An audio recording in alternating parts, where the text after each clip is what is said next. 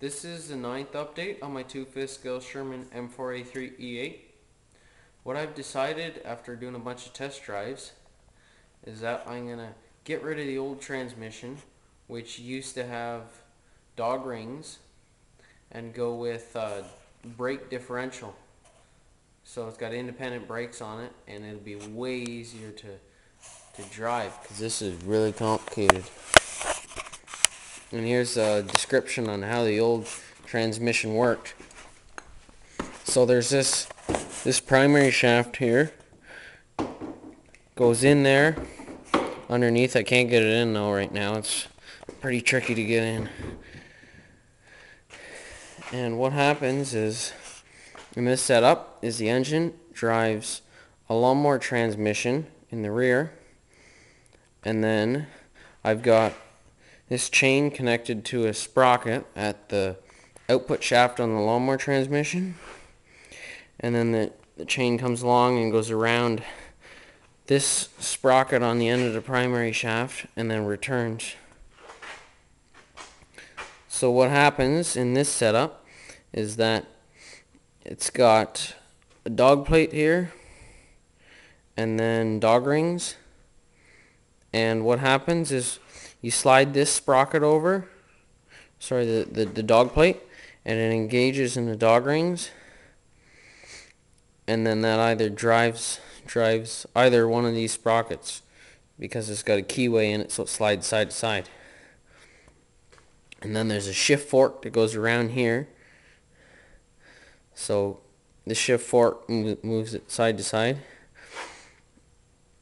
And to be able to go forwards and reverse, there's a chain that goes around this sprocket and then around the sprocket on the secondary shaft, or the output shaft. So when you slide the dog plate and engage it in the dog rings,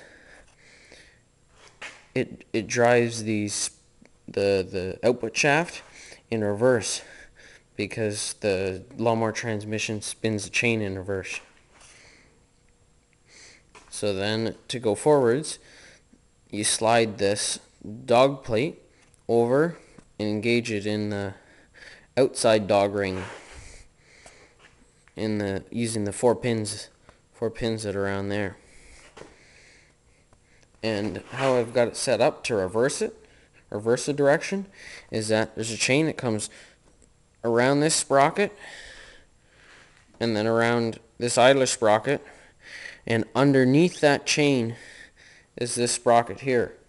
So it actually ends up reversing the direction of the chain. So these tracks end up driving in forwards.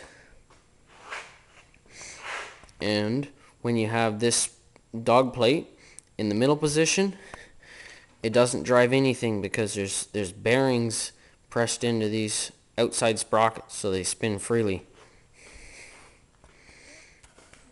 And then when you want to steer, which is the problem with this setup, is that you've got to slide, you leave the one side engaged in forwards, and then the other side you got to move into neutral. And in order to get that sprocket out of gear, you've got to push clutch in, and then you got to pull on the lever really hard to get it to come out of gear, and then eventually you get it out of gear, and then you push on one of the brake pedals, and that stops the inside track, so you start turning. And that setup did work for test drive purposes, but I don't really like that design because you can't drive in a perfectly straight line.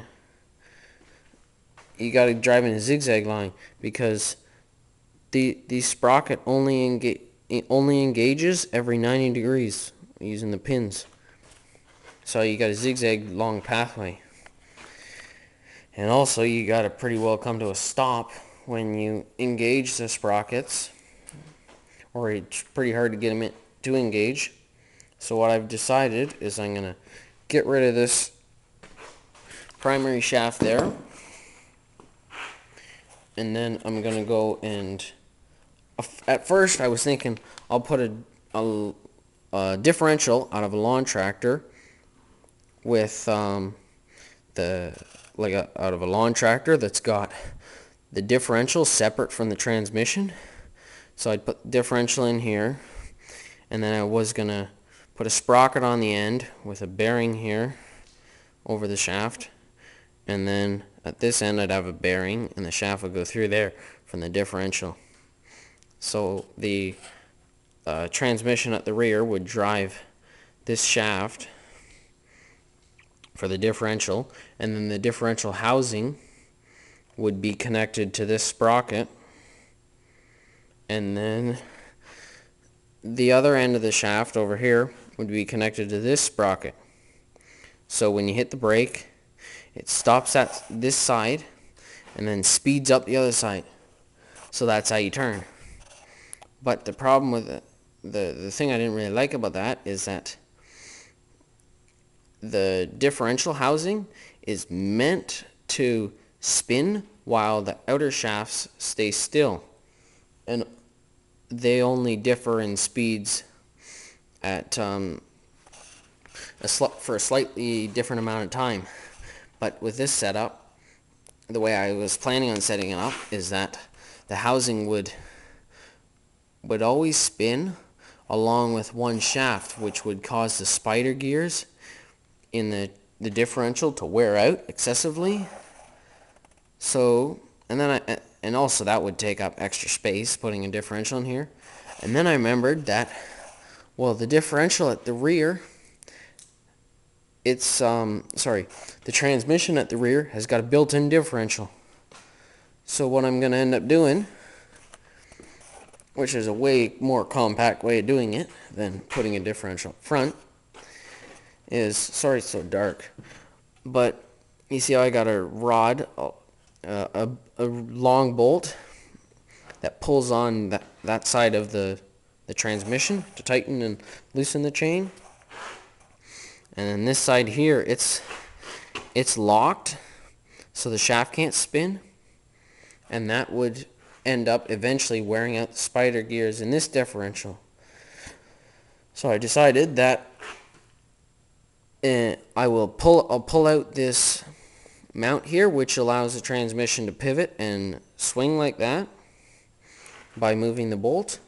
And I'll take that out, and then I'll run a long bolt from the angle iron down there to this end of the transmission. So then when you tighten this bolt here, it'll pull the transmission back. Same with the other side. You tighten that bolt, it'll pull it back to tighten the two chains, which I'm going to put on. And then I'll put a sprocket on that end of the differential, and then run a chain all the way up front on this side. And then I'll put a jack shaft in here along with a bearing there, bearing here, and then I'll have there'll be a sprocket on the end of that jack shaft, which the chain will be driven from the differential at the rear there. And then same with the other side. Chain will come along and go around a sprocket, which would be connected to the jack shaft with two bearings. And then there'll be I'll take this sprocket off and put it on that jack shaft there with a chain. So these two shafts are linked together, and they will also be linked to the differential shaft. Same with this side. I'll take this sprocket, put it there, and then the jack shaft and the output shaft and the differential shaft will be linked. But in the middle, it'll be split. So how it'll work is that I'll also have to move these master cylinders, put one here, and connect it to this arm here. So when you pull the control arm back, it'll press in on the master cylinder and break that one side. Same with the other side. I'll move the master cylinder here, so when you pull back on the lever, it breaks this side. And then with this setup, it'll be so much easier to drive, because all you gotta do is you pull one lever back to stop that side, and you turn. You don't have to fiddle around trying to get it to disengage or engage. That's why I've decided that I'm gonna get rid of the other transmission and go with differential, just for ease of use, and I don't really have to worry about things breaking, because I found that transmission, the chain would want to jump a lot. So if any of you guys have any ideas on why I shouldn't use a brake differential steering, or why I should, could you please leave a comment? I'd be very appreciated. Thanks for watching the video, and hope you enjoyed it.